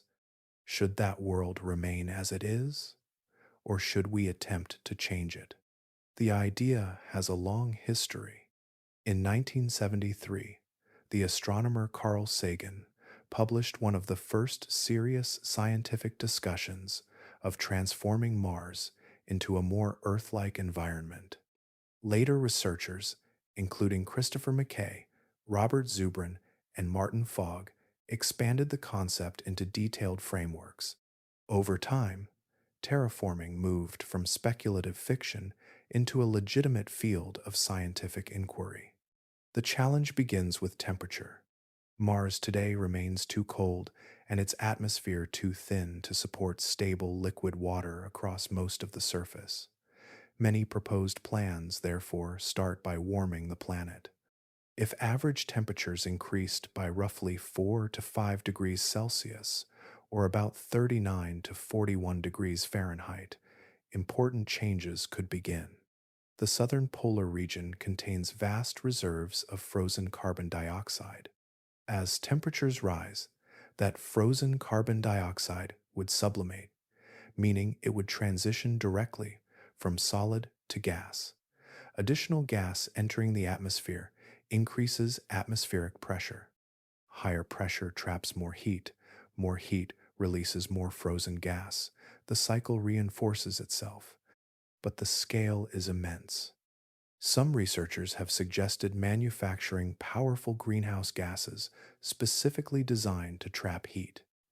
Greenhouse gases are atmospheric compounds that absorb outgoing thermal radiation and reduce heat loss to space. Certain synthetic fluorine-based compounds could be far more effective than carbon dioxide molecule for molecule. Producing enough of them would require an enormous industrial effort. Yet the concept does not violate known physics. If atmospheric pressure increased sufficiently, liquid water could once again persist across the surface. Ice deposits would melt. Rivers and lakes might gradually reappear. A functioning water cycle could return after hundreds or thousands of years. In even more ambitious scenarios, engineered photosynthetic organisms could slowly generate oxygen, altering atmospheric chemistry over vast timescales. But every technical question leads toward an ethical one. What if Mars already hosts life? Evidence remains inconclusive, yet some scientists consider it possible that microbial organisms could survive within protected underground reservoirs. If native life exists, terraforming might transform or destroy the environment supporting it. Humanity would then face a profound dilemma. Does another world's biology possess intrinsic value independent of human goals? No consensus exists. Complicating matters further, a study published in Nature Astronomy during 2018 concluded that accessible carbon dioxide reserves on Mars may be insufficient for large-scale atmospheric transformation. Even releasing all known sources could produce atmospheric pressures far below those required for unprotected human breathing. Additional resources might be needed. Future generations could potentially redirect volatile-rich asteroids, harvest distant materials, or develop technologies not yet imagined. The engineering obstacles remain formidable, yet the larger question extends beyond engineering. For the first time in history, a species may possess the capability to reshape an entire planet. Whether humanity eventually chooses preservation, transformation, or some path between them, that decision will not feel abstract to the people standing beneath the Martian sky. They will be looking directly at the world whose future hangs in the balance. A single grain of dust can pass unnoticed. A single rock can appear ordinary. Yet, somewhere within the ancient geology of Mars may exist evidence capable of changing humanity's understanding of its place in the universe forever. The discovery would not need to be large. One confirmed fossilized microbial cell preserved inside a Martian rock could be enough. Not a complex organism, not a forest, not an ecosystem. Just one unmistakable sign that life once existed beyond Earth. The implications would be immense. For centuries, humanity has asked whether life is rare or common. We have built telescopes, launched probes, and searched distant worlds seeking clues. If Mars once hosted even the simplest organism, then life would no longer be known from only a single example. Biology would cease to be a phenomenon observed on one planet alone. Everything changes at that point. The conclusion would suggest that when suitable conditions emerge, chemistry may naturally organize itself into self-replicating systems. Self-replication means the ability of a structure to create copies of itself while preserving information. What once appeared extraordinarily improbable would begin to look like a recurring feature of planetary evolution. But another question immediately follows. Did life emerge independently on Mars, or was it related to life on Earth? The two planets have exchanged material for billions of years. Large asteroid impacts can eject rocks into space with sufficient velocity to escape a planet's gravity. Some eventually cross interplanetary distances and fall onto neighboring worlds. Scientists have identified hundreds of meteorites on Earth that originated from Mars through detailed analysis of trapped gases and isotopic signatures. A possibility emerges from that exchange. Life, or the chemical precursors of life, might travel inside rocks. This idea is known as lithopanspermia, the hypothesis that biological material can move between planets protected within impact debris.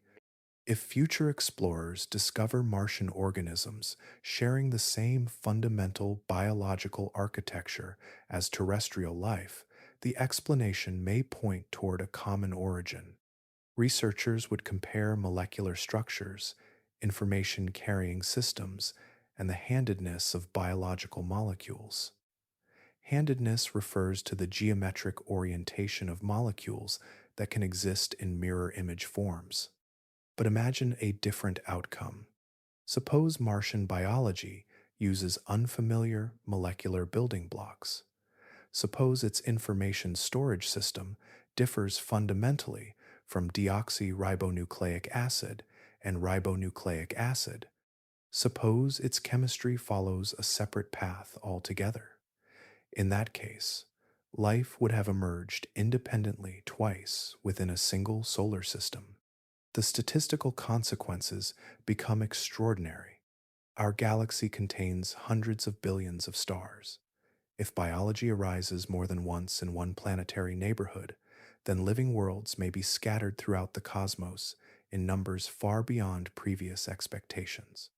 Somewhere within that possibility lies a uniquely human moment. A scientist examining a sample may notice an unusual structure, a chemical pattern, or an isotopic signature that geology struggles to explain. At first, it appears as data, then evidence, then realization.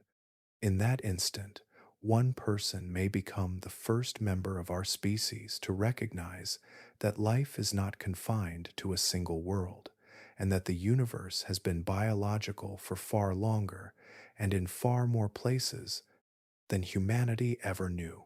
Most discussions about Mars focus on arrival, discovery, and survival.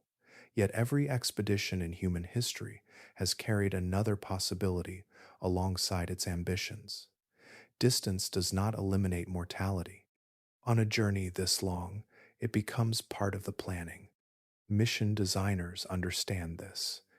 Any expedition lasting years, operating in a hazardous environment, and separated from Earth by vast distances, must prepare for outcomes nobody wishes to face. Astronaut candidates, selected for future Mars programs, are expected to receive direct briefings about those risks. The reality is unavoidable. Statistical models suggest that humanity's first death beyond the Earth Moon system is likely to occur during the era of Mars exploration. The challenge extends beyond loss itself. A death on Mars creates practical questions with no historical precedent.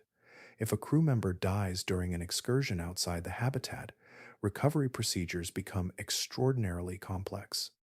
Planetary protection requirements, equipment limitations, environmental hazards, and scientific concerns intersect immediately. Every action must balance respect for the individual with responsibilities to the mission and the world being studied. But even after recovery, difficult decisions remain. Burial appears simple from an Earth perspective. On Mars, it is not. The human body contains approximately 39 trillion bacterial cells. Introducing that biological material into Martian soil could compromise future investigations searching for indigenous life. Scientists attempting to identify native biological signatures would face contamination introduced by human activity. The consequences could persist indefinitely.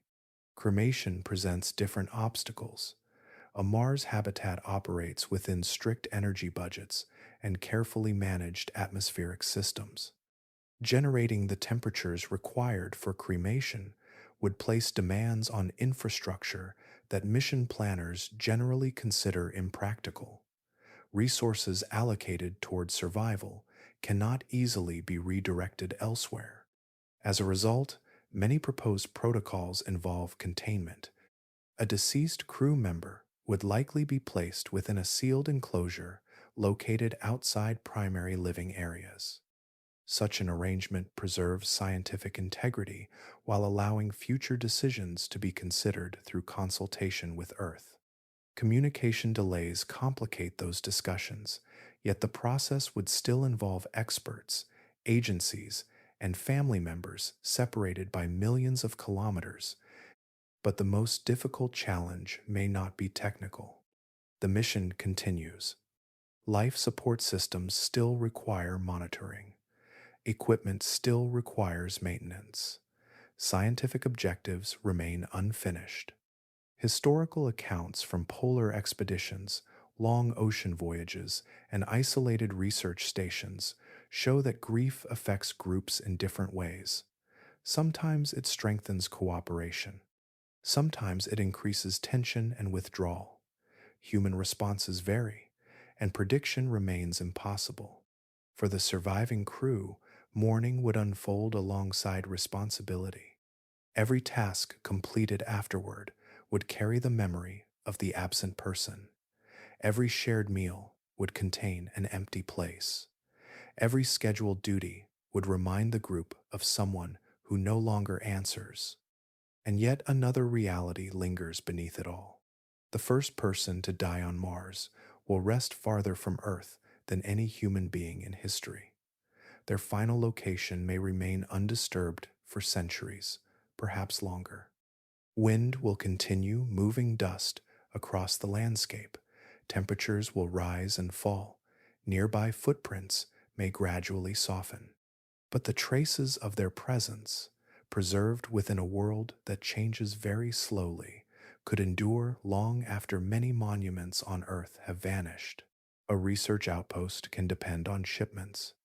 A true settlement cannot. The distinction seems subtle at first, yet it separates exploration from civilization. That conversation has already begun.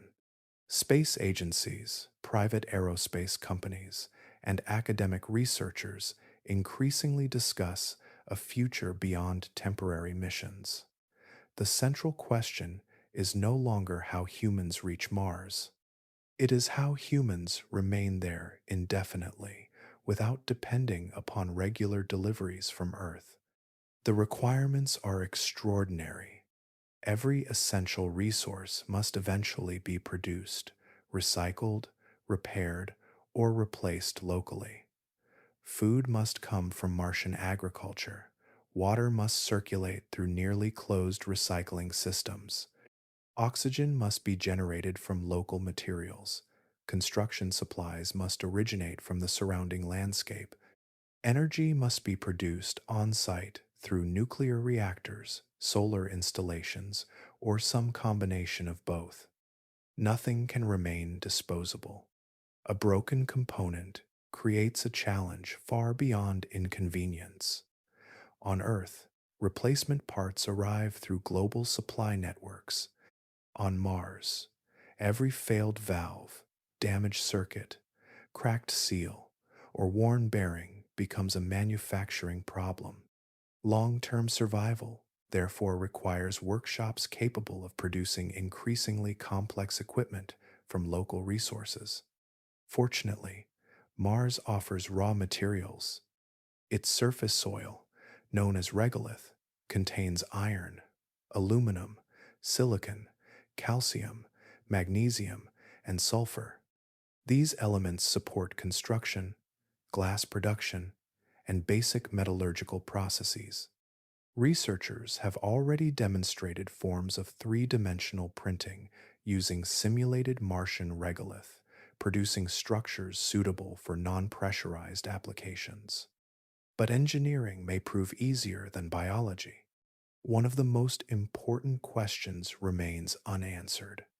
No mammal has ever completed an entire reproductive cycle under sustained gravity equivalent to Mars. The planet exerts approximately 38% of Earth's gravitational force.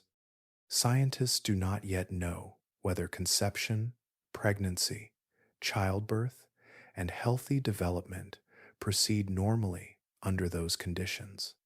The uncertainty reaches across generations. Children born on Mars would grow within an environment that shapes every aspect of physical development. Bones respond to gravity, muscles respond to gravity. The cardiovascular system responds to gravity. Over years, the human body adapts to the conditions surrounding it. A child raised entirely on Mars may become fundamentally Martian in physiology. Returning to Earth could present immense difficulties. Earth gravity might feel overwhelming to a person whose skeleton and musculature developed under much lower loads. In extreme scenarios, relocation might prove medically impossible. The descendants of settlers could find themselves permanently tied to their birthplace. But permanence creates another challenge: governance. The Outer Space Treaty, established during 1967, prohibits nations from claiming sovereignty over celestial bodies. Yet it provides limited guidance regarding future settlements that become economically independent and operationally self-sufficient. Communication delays further complicate matters. Real-time oversight from Earth becomes increasingly impractical when messages require many minutes to arrive. Over time, circumstances create pressure. A community producing its own resources, resolving its own emergencies, educating its own children, and maintaining its own infrastructure begins developing interests distinct from those of distant governments. Political independence may not begin as an objective. It may emerge gradually from daily reality. And that possibility suggests something profound. The first permanent settlement on Mars may not simply extend human civilization. It may become the beginning of another branch of it. Most changes awaiting the first settlers are obvious. Gravity feels different. The sky looks different. The landscape is different. Yet one of the deepest transformations arrives through something so familiar that we rarely notice it on Earth. The length of a day. On Mars, a solar day, known as a sol, lasts approximately 24 hours and 37 minutes. The difference appears minor. Less than an hour separates a Martian day from an Earth day. At first glance, it seems almost insignificant. But time accumulates. Engineers working with robotic Mars missions have already experienced a version of this effect. To coordinate operations with vehicles on the Martian surface, teams sometimes adopt Mars time schedules. Each day begins roughly 37 minutes later than the one before. Gradually, their routines drift through every hour of the terrestrial clock. The shift becomes relentless. After several weeks, breakfast may occur during Earth's evening. Work may begin after midnight. Sleep may arrive during daylight. The body's internal rhythms adapt, while the surrounding world continues following a different schedule. Future explorers will not alternate between systems. Mars time will become their primary reality. Wake periods, meal schedules, scientific operations, maintenance routines, and communication windows will all align with the Martian clock. Every activity gradually reinforces a pattern built around a day longer than any they experienced before departure. The calendar changes as well. A Martian year lasts 687 Earth days. Seasons stretch across much longer intervals than those familiar on Earth.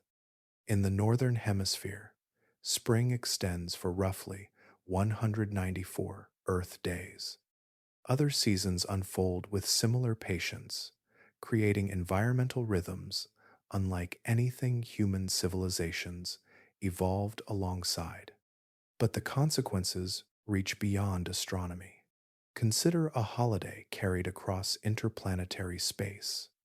A familiar celebration arrives according to an Earth calendar maintained by mission software and communication systems. The date appears on a display exactly as expected, yet outside the habitat, the season bears no resemblance to the one remembered from home. Memory and environment begin separating. Traditions once connected to weather, scents, landscapes, and gatherings become increasingly abstract. Their meaning survives, but the sensory context fades. A celebration becomes something recalled rather than experienced in its original form. Over time, another transition occurs.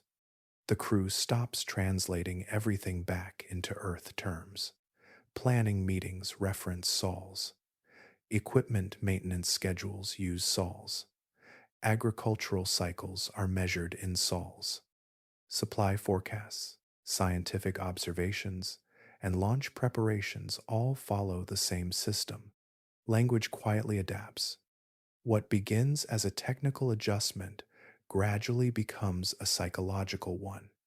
Human beings organize experience through recurring patterns, and the calendar is among the most powerful of those patterns. When the structure changes, perception follows, but no dramatic moment announces the transformation. There is no ceremony marking the instant someone begins thinking like a Martian resident rather than an Earth visitor. The process unfolds gradually, one extended day after another. A different sunrise arrives. Another sol passes, then another, and somewhere within that rhythm, a new sense of time begins taking root, shaped not by the world where humanity originated, but by the world where humanity has chosen to stay. Imagine holding two stones gathered from the same riverbank. They share the same origin, the same materials, and the same beginning. Leave one beneath flowing water and the other beneath a harsh sun for billions of years, and eventually they tell different stories. In many ways, Earth and Mars are those two stones. Their histories begin together. Both worlds formed roughly 4.5 billion years ago from the same swirling disk of gas and dust surrounding the young Sunday. They inherited similar ingredients, similar minerals, similar opportunities. Early in their existence, neither planet appeared destined for radically different futures. Yet one difference mattered enormously: mass. Earth retained more internal heat because it is larger. Deep within the planet, molten iron continued moving for billions of years, generating a magnetic field that extends far into space. That invisible shield protects the atmosphere from constant erosion by the solar wind. Mars possessed a similar protection long ago, but its smaller interior cooled more rapidly. The consequences unfolded slowly. As the Martian magnetic field faded, atmospheric gases escaped more easily into space. Surface pressure declined. Stable liquid water became increasingly difficult to maintain. Conditions supporting long-term habitability retreated. Over immense spans of geological time, one world remained biologically active, while the other became increasingly barren. A remarkably small difference produced vastly different outcomes. Billions of organisms now inhabit Earth. Mars does not appear to host comparable surface ecosystems. The dividing line between those realities may ultimately trace back to planetary size and the ability to preserve internal heat. But Mars offers more than a lesson about planetary history. It provides evidence about chemistry itself. Researchers have identified complex carbon containing compounds within Martian rocks and sediments. These molecules are not proof of life, yet they demonstrate something important. The ingredients associated with biology can assemble naturally in planetary environments without living organisms directing the process. Planets perform chemistry. Given enough time, minerals, water, energy sources, and carbon-based compounds interact in increasingly sophisticated ways. That observation reshapes how we think about life elsewhere. If the building blocks emerge readily, perhaps biology begins wherever conditions remain favorable long enough. The first explorers conducting extensive fieldwork on Mars will investigate that possibility directly. Unlike robotic vehicles, humans can move across landscapes rapidly, compare distant formations, recognize subtle patterns, and alter plans immediately when something unexpected appears. Geological context, meaning the relationship between rocks and their surroundings, often matters as much as the samples themselves. Human judgment remains powerful. A scientist walking across a Martian outcrop may notice a texture, mineral boundary, or sedimentary layer that no pre-programmed system was designed to prioritize. Decisions happen instantly. Observations connect in real time. But perhaps the deepest lesson emerges from comparison. Mars reveals how much life depends upon conditions we rarely notice: atmospheric pressure, liquid water, magnetic protection, geological activity, a stable environment sustained across immense spans of time. Looking at Mars, you begin to see Earth differently. The ordinary becomes extraordinary. And in that realization, the study of another world becomes a study of our own. Long before telescopes existed, people noticed a wandering red light crossing the night sky. It moved differently from the fixed stars. It followed its own path. Generation after generation watched it and attached meaning to its presence. The names changed. Ancient Babylonian astronomers associated it with Nergal, a deity connected with war and death. Centuries later, observers across many cultures continued tracking its motion with increasing precision. During the late 16th century, Tycho Brahe measured its position so accurately that future breakthroughs became possible. Johannes Kepler transformed those measurements into mathematical laws describing planetary motion. Without those laws, the path to spaceflight would have remained hidden. The chain continued.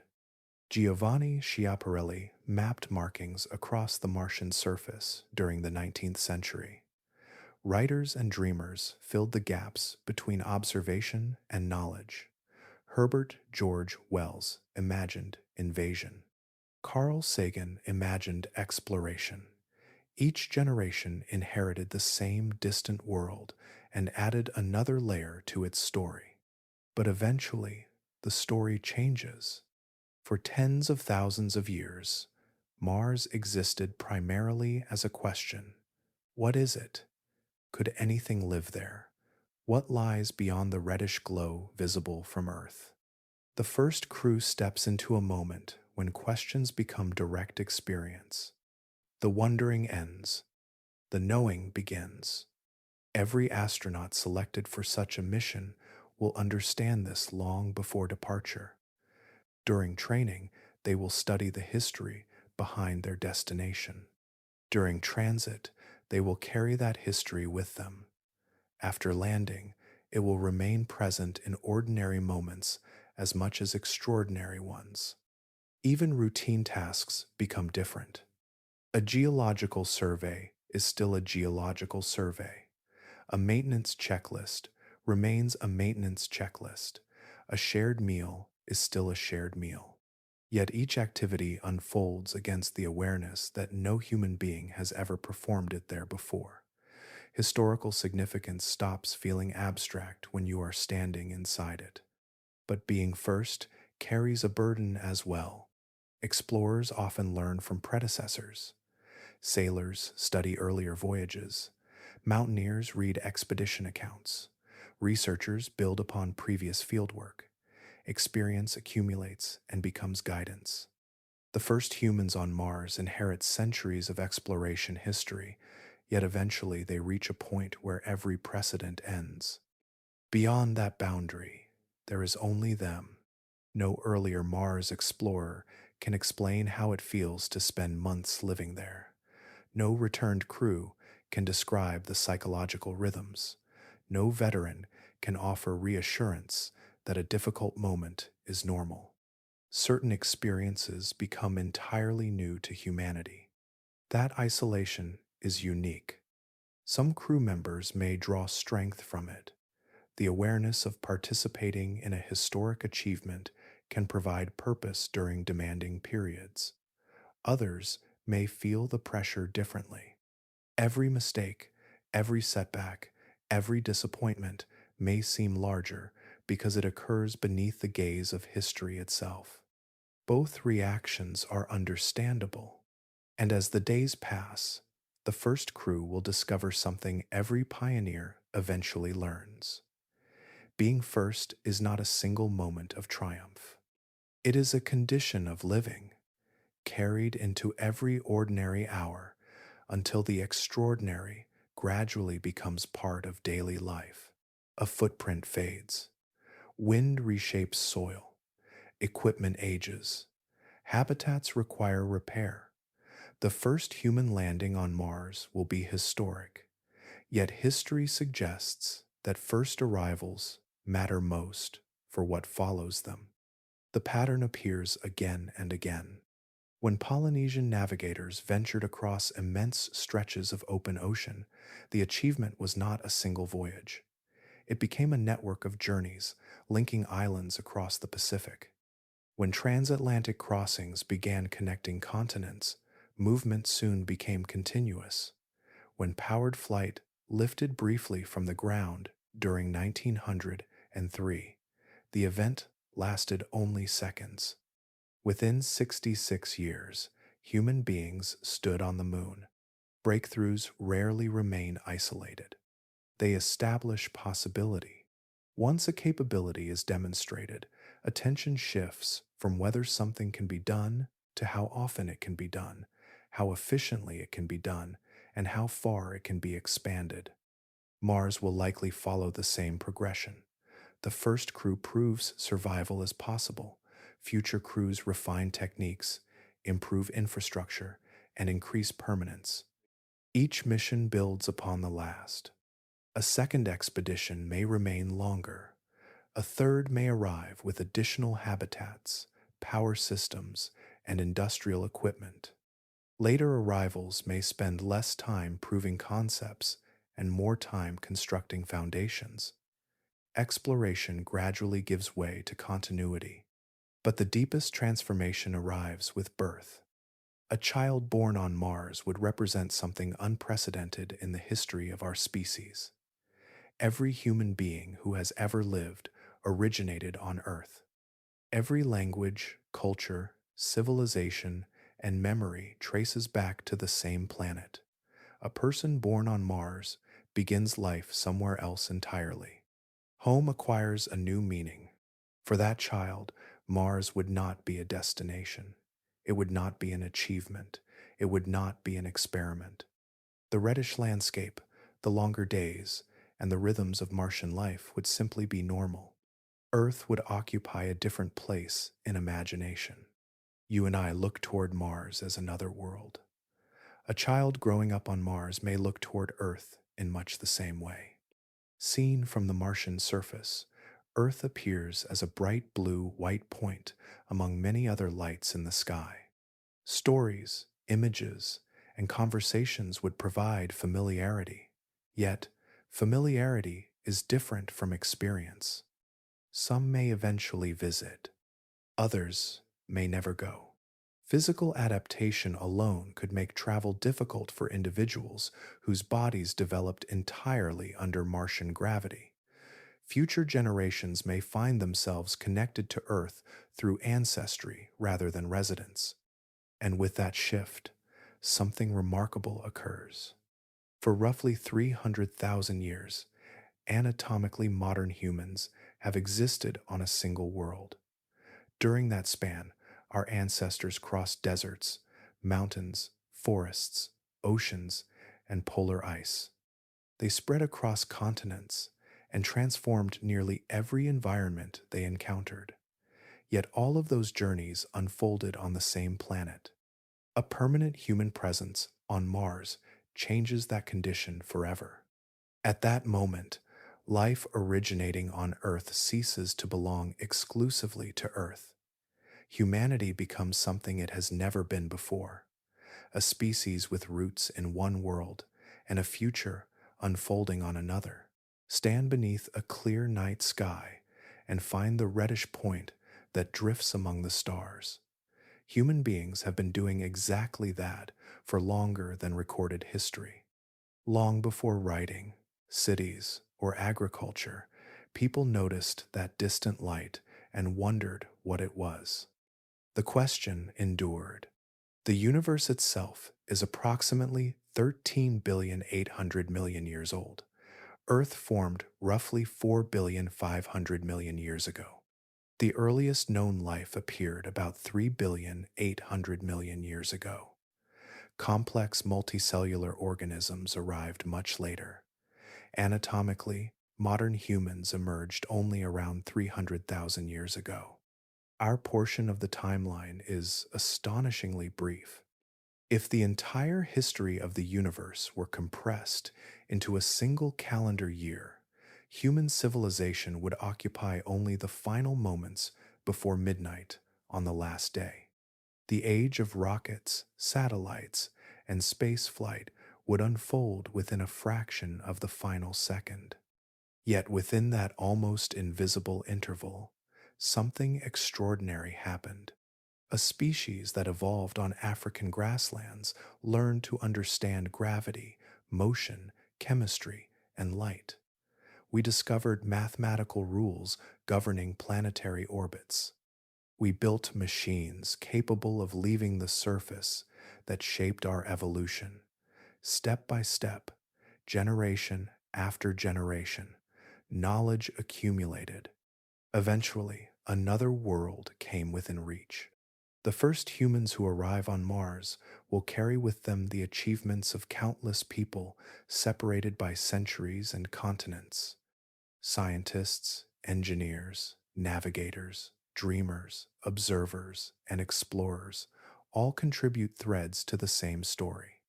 The journey belongs to a few individuals, but the path was built by many. And then there will be an ordinary evening. Inside a habitat sheltered from the harsh environment beyond its walls, crew members will prepare for sleep after another day of work. Life support systems will continue operating. Equipment will monitor the surrounding world. Above them, the small moon Phobos will move rapidly across the sky, rising in one direction and setting in another as it completes its swift orbit. Outside remains a cold landscape. Inside remains life. But what makes that moment remarkable is not the machinery, it is awareness.